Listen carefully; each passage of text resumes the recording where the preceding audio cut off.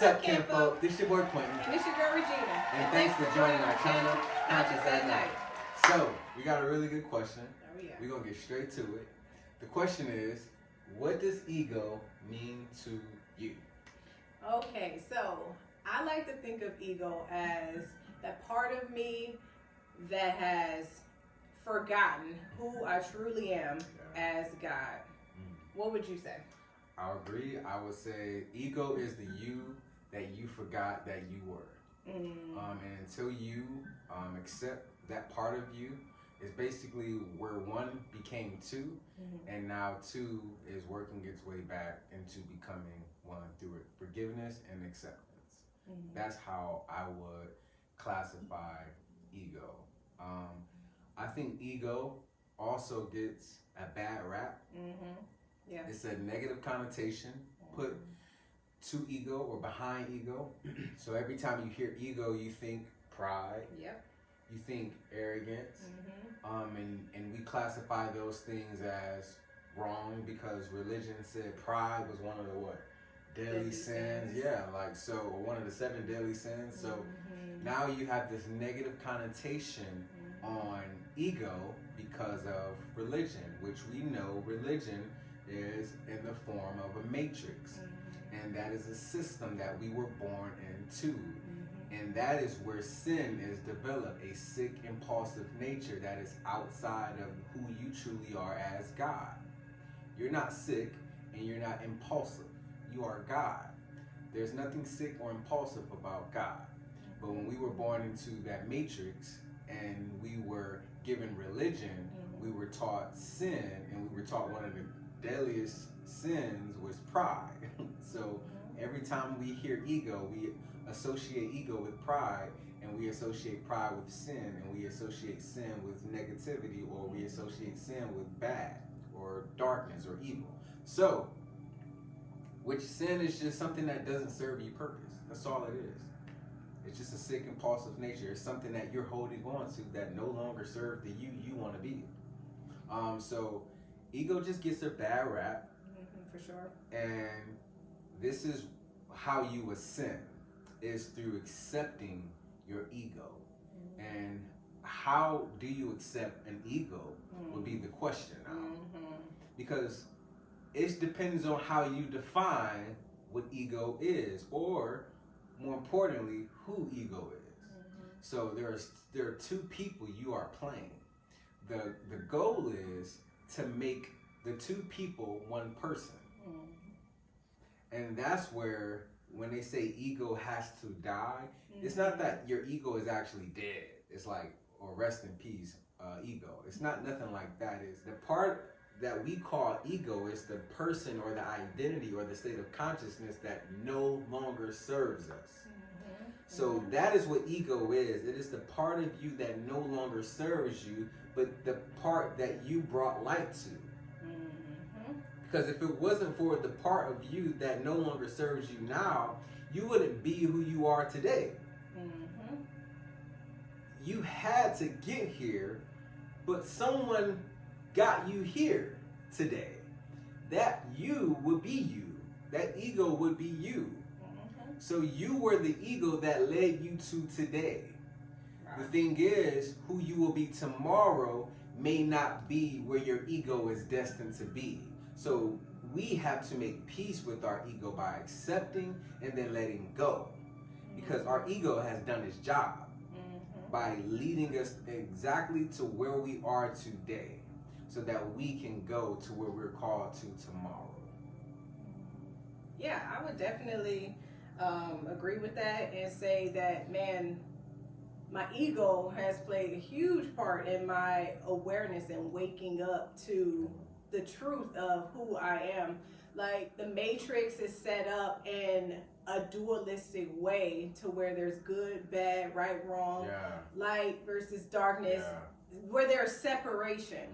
And so from that perspective and that lens, you may view ego like I did in such a way that's like, oh, I don't want any parts, or I don't want to be associated with this, or this has a negative thing, so I can't be a part of this, or I can't have any play with that. But my ego actually was playing a part in helping me to realize that all of these identities that I took on and all these costumes that I wore, thinking that this was me because I was in a state of unawareness of who I truly was in that egoic state, you know, all of that played a part in helping me to like hit rock bottom and realize like, man, this ain't working. Why am I still feeling a sense of a void within myself? Like, why is none of this stuff seeming to be enough? And I'm always seeming to be on this rat race of a road, you know, trying to be enough, trying to,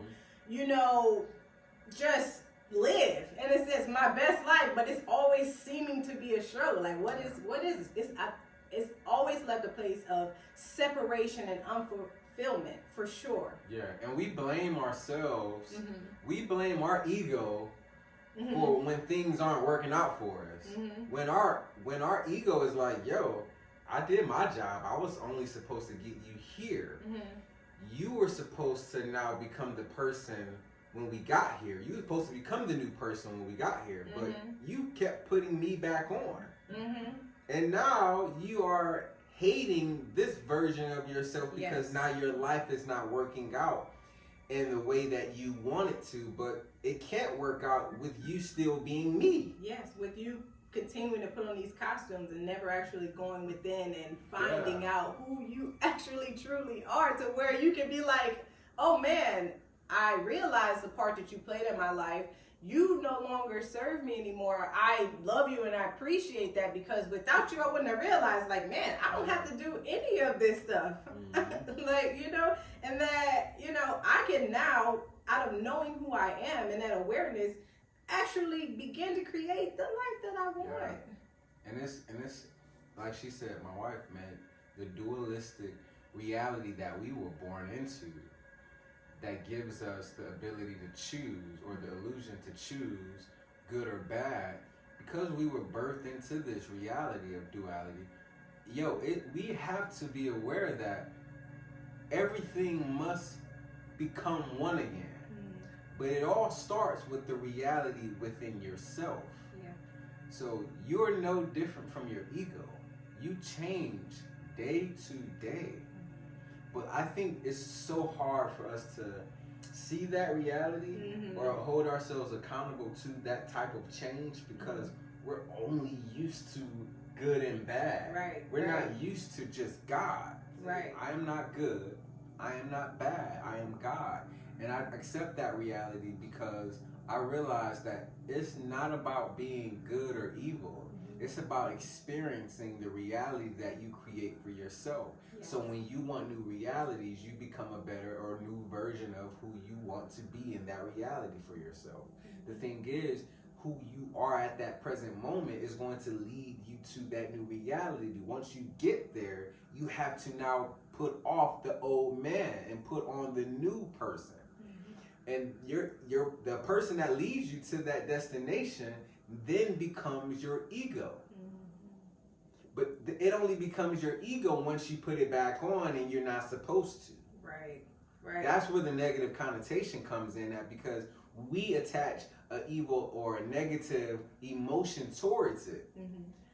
And it's really just towards ourselves. We're attacking ourselves. We're angry at ourselves. We're bitter towards ourselves, and we take it out on everybody outside of us, because it first starts with us. So it's easy to hate or be bitter towards everyone that's outside of us, because everyone outside of you is really just you inside of you. That's it. And your universe is basically just our universe is just basically mirroring everything that's happening within inside of you. So if you are attacking or bitter or angry or frustrated or depressed or stressed out because you are not where you want to be at in life, or you are not doing what you would want to do in life, and you are taking all of that anger and stress out on yourself, you're doing that to everybody outside of you. That is you mirroring you. And so your whole world or hell loop that you are experiencing is the frustration that comes from within and is experienced without. So that is why it's important to accept the individual that you are today and put off that person once it meets the destination that you are creating for yourself, and put on the new person that you are in that new state of reality based on your consciousness.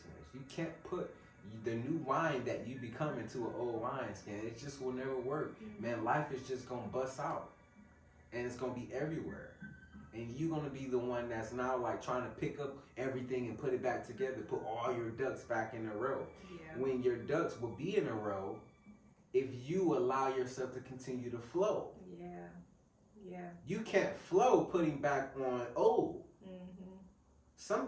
Listen, we throw away outfits, we do spring cleaning, stuff that we can't fit, we give it away, or we find something else to do with it, but we don't put it back on. Right. If we can't fit it, well, there's no point of us wearing it. Right. It's just taking up room, it's taking up space, and in our conscious, we don't want anything there that's taking up precious room. If there's things in our state of conscious that doesn't serve who we are and who we want to be, we forgive it, we let it go. Yeah. We first make peace with it though, and we acknowledge that it served its purpose. We don't just kick, we don't just kick people out. Yeah, we don't kick them out. We don't just be like, yo, you got the boo. But we make sure we make peace in all things. We are peacemakers, so we make peace with ourselves, and in that reaction of us making peace to ourselves, we're able to respond to the outside reality that same exact way. We make peace with everyone outside of us because we first make peace with the one inside of us. Yes. We truly love ourselves. We wouldn't be where we are at today if we did not love ourselves. Yes, and held ourselves accountable. Yeah. And what I mean by love ourselves, it's just, accept ourselves. Because sometimes we can get in the notion that, oh, I love you or I don't love you, or I love myself, I don't love myself. Really what you're saying is I either accept myself or I don't accept myself. You are love. Yes. Are you going to accept yourself as love or not is the question. But that is how, me personally, I would define what ego is. Is that how you would personally define ego? Yeah, for sure. Yeah, ego is just you. Yeah. That led you here today. And who you are tomorrow, your ego won't be a part of it if you don't put the outfit back on. It won't even be considered an ego if you don't put it back on. It would just be the you of yesterday that led you to today. Yes. So guys, remember, darkness is only evil when there's no awareness within. When a seed is planted, it is planted in the ground where there is no light. But that seed knows who and what it is when it is planted in the dark. The question is, do we know who we are when we are planted in the dark? Let us raise our vibration because light has come. We know together. We grow together. Conscious at night. So guys, be sure to like, share, comment, and subscribe to Conscious at Night. Also, be sure to turn on that post notification bell so that you will be notified every time we drop a video. We'll see you guys in the next one. Bye.